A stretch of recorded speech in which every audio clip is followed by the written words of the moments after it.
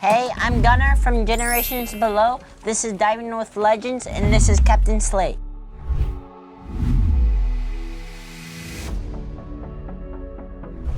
How you doing, buddy? Good. What did you think about that critter feed today? It was super fun. You ever seen anything like that? No. And you know you never will until you come back. The eels made me scared. Well, I didn't like them. Well, they're very offensive looking, and they can really hurt you. In fact, I've had a few bites on myself here, but I've been doing it a long time. But if you don't have the bait, you're safe. You saw everybody down there. The eels swimming around, having fun with everybody, just like the nurse sharks, not bothering anybody. And that's because two things: we've fed them and they're used to what's going on. And the other, they're not naturally aggressive like a lot of people think. I mean, when you're just diving on a reef and you see an eel, I mean, all they're doing is breathing, but they're opening and shutting their mouth, and you just see tons of teeth, and yeah, they can mess you up, but they don't come out and attack you. They're just moray eels, and they are a dangerous marine animal, just like a shark, but you didn't see any of those sharks today trying to bite anybody. You could pet them. Yeah. But you got to be careful. That's why we train them, and we've been doing this for many, many decades. And we're not the only ones that feed animals in the ocean or critters. It's just that we do the eels. So how'd you get into this? How'd you start doing it all? When I came to the Keys and opened my dive shop in '78, there was a gentleman had been here in our marina at the time named Steve Klem, K-L-E-M. A legend of legends. He'd been on most every dive magazine there was, and he started feeding the critters out here on his own in 1954. How about that?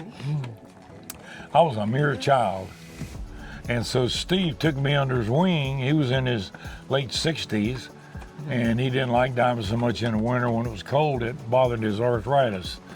So he took me under his wing, and I started feeding his barracudas and moray eels and sharks, and I just took over for him gradually, and he retired.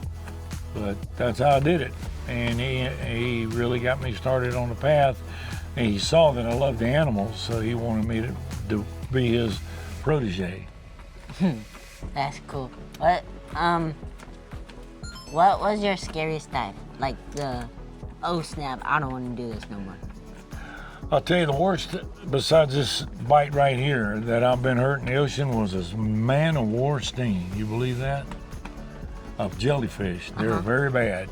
And I swam into one of them on a snorkel trip one day. I mean, I had an antidote on the boat, but it hurt. But that was by far the most painful bite I ever had. But I've dove with hammerheads, tiger sharks, Galapagos sharks, everything. And none of them really are make you fearful. But again, they're just out there doing their thing. It's not like the movies where they come out and eat you. I think the movies give me a little scared. After Jaws, which was 50 years ago, I don't think you were around, but after Jaws came out, it scared a lot of people out of diving. It did, because it was a dramatic movie, and of course the shark was eating everybody, and that's not how it happens. We have shark bites, and it's usually by accident, and they'll let you go. But very seldom anybody gets eaten. But the movie really highlighted that, and in fact, Peter Benchley, that wrote the book and helped in filming of the movie, said he wished he hadn't have made the movie because he scared people.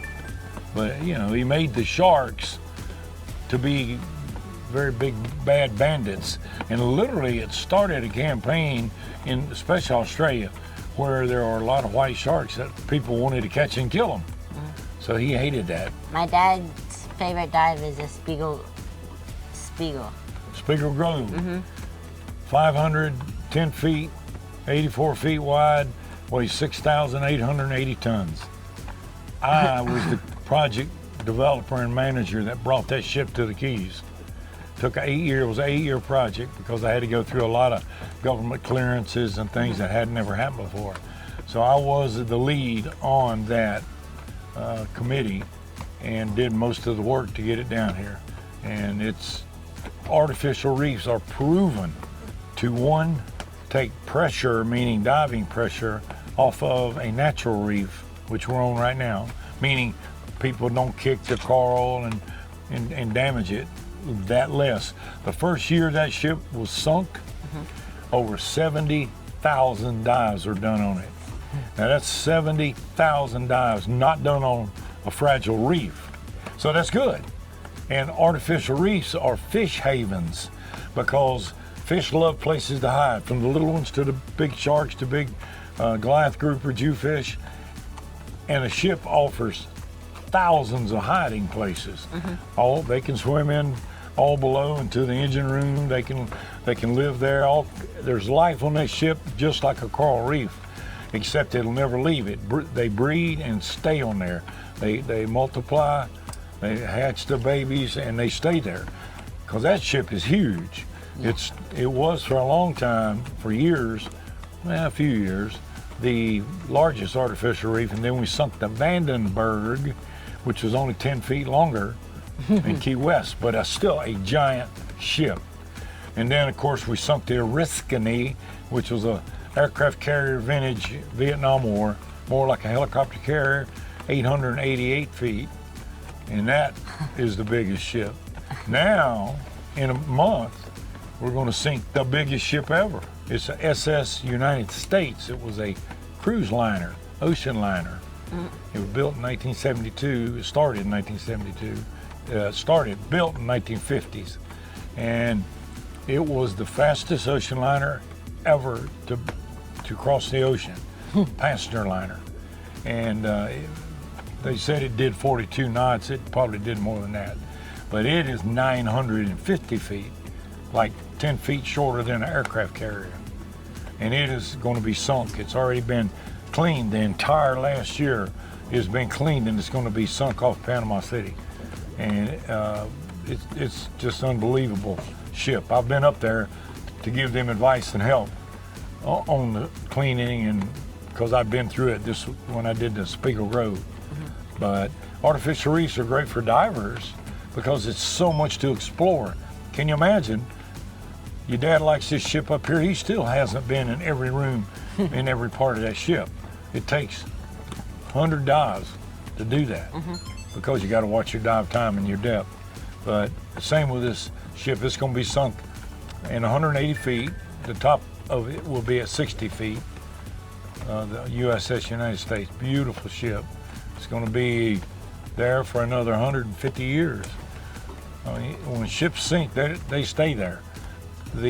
One of the greatest dive sites that we like is in Micronesia. It's called Truck Lagoon. We sunk 55 Japanese ships there, kind of as an answer to Pearl Harbor when they attacked us in December 7th. And we went over there and sunk all their ships. And it's one of the best dive sites in the world. But it's a long way. Now we have our own ships all around the whole state of Florida. I mean, within 4 miles of here, there's 3 ships. So we sunk them intentionally.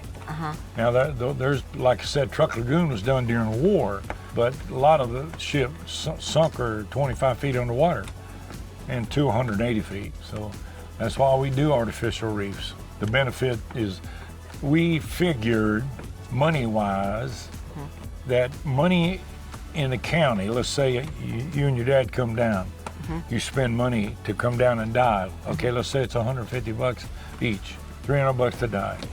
You got to get a motel room. Yeah.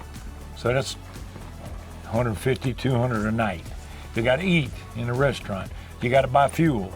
You see what I'm saying? So diving that wreck brings in money for the entire county.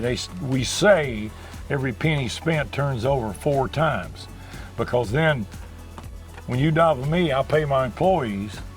They go shopping, they buy clothes, they buy food, they pay rent. You understand what I'm saying? So one shipwreck, the Spiegel Grove, we did an economic study on it, was $55 million brought into the county in 1 year.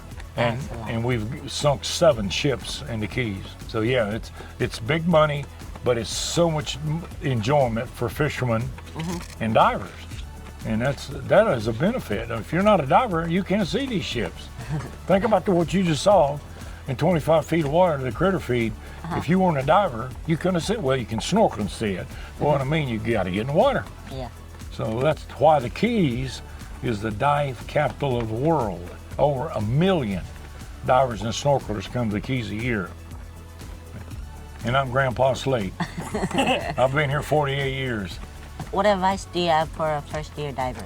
For a first-year diver, any course you take, which is open water, is a first-year diver. You want to make sure that you continue to dive after your certification, because you only get 4 dives. You don't quit because you're not a diver yet. Just like if you learn to drive and you drive for a month, are you a good driver? Heck no. You got to go out and get on the turnpike. You got to go drive around curves. You've got to learn to obey the speed limit, how the car runs. So it takes time. And the big thing is you build your confidence level up. Now, like I've been driving for over 50 years, I feel pretty confident. I've been diving over 60 years. I started in 1963, but I still have challenges. I mean, like today, we had a current, so I moved the boat over where it was better, less current. So every day the oceans can change, but I've dove enough that I can usually deal with the change. Or if it's a change that I don't like, well, I'll come home, bring everybody back. But you got to have, I tell my divers, you're not a diver until you get 50 dives. Then you got your confidence. You maybe had a little gear issue and you figured that out. You got your weights figured out for ocean and salt water and fresh water, because there's a difference in buoyancy in the two. So that gives you 50 dives, gives you plenty of time to experience most anything that you might run into. And if you travel, you will experience, and of course you've got to, in that 50 dives, become an advanced diver, which is right after your open water, you can take your advanced course. Why is that important? You learn more. You learn compass navigation. You do a boat dive. You do a wreck dive. You do a deep dive and a night dive. A deep dive is when you dive over 60 feet.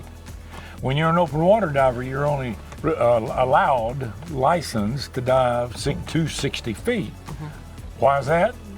Depth and time, you got to consider in your breathing rate. You've got to learn that. You've got to learn about nitrogen narcosis, which is over breathing more nitrogen than you would 60 feet or above, and it can also cause you an issue called diver's narcosis, and you don't want that unless you know how to deal with it. It's nothing, but you taught that in the course.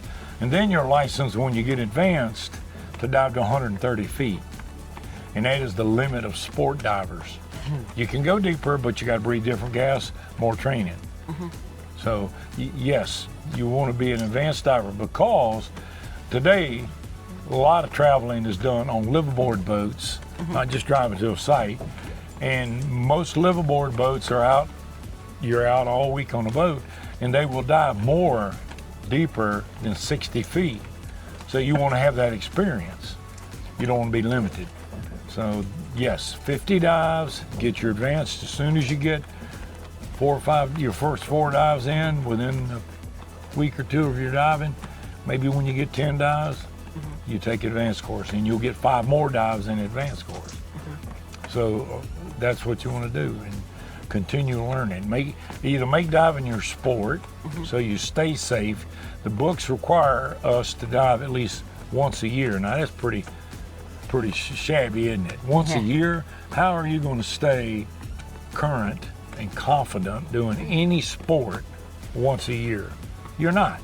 Ping pong, checkers, baseball, football, riding a bike. How are you going to not get on that bike but once a year and be good at it? You can't. Even though the requirements is that, you got to do better than that. So luckily your dad dives, and you'll be diving a lot with him. So hit that 50 dive mark and get your advance, and you're off to the races. Okay guys, thank you for being here with Diving with Legends. I'm gonna ask Captain Slate one question. Can I be a young junior feeder? See my hands? See my hands? What do you think? You want that? No. Okay, we'll say no right now. Once you get your 50 dives, you come back and talk to me. Maybe we will, all right? All right. Okay. Hold on. Tell him you're at 65. I'm a, Oh, well, you're already there. Well, then maybe next time you come down, I'll let you pet a shark. The eels, a different story, because even though you got gloves on, which I did, they can bite you hard. I don't want to pet an eel yet. You don't want to pet an eel. The thing about it, and Dylan will tell you, Captain Dylan feeds, he and I are the feeders. We tell our feeders that want to come here and do it, that you saw Lauren's leg, shark got her. Yeah. You can see the scars on my hands. We tell every feeder that you will get bit. It's not if. Because you saw how many eels we had. What, 6? Six, 5, 6, 10 sharks, 8 sharks, and all of them, you couldn't see Dylan. We're burying him for food. So what do you think all these mouths are doing? And if you're accidentally getting away, you'll get bit. That was not the eel's fault. That was my fault of having my hand in the wrong place. You understand? So I didn't feel bad about the eel. I'm just glad that I got back what I got back. But we trained them to do that. If they bite you, whose fault is it? Yours. That's yours fault. So maybe we'll talk. All right. All right, I don't want your mother mad at me if you got to go to the hospital. Bye. All right, buddy. Give me 5, man.